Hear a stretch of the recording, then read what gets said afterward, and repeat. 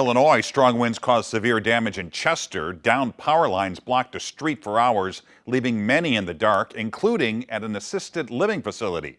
5 on your side's Mercedes McKay shows us how they're keeping residents safe without the lights on.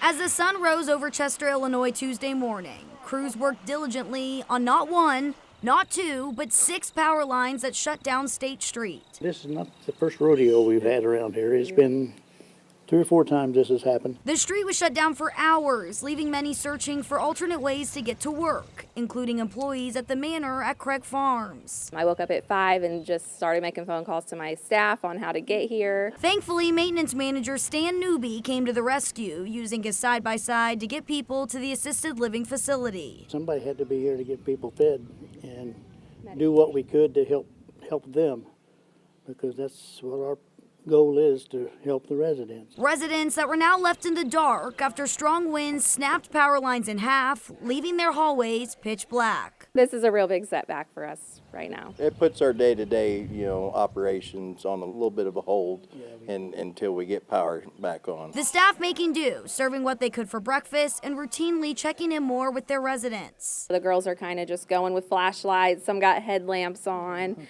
making sure the residents are safe and getting their medications on time. Not only did the power go out here, take a look at how much hail accumulated on the deck outside of this assisted living facility. Take a look at how much hail I can just pick up in my hand right now. This is one of the many issues they're now dealing with. We have a little bit of window damage from the hail.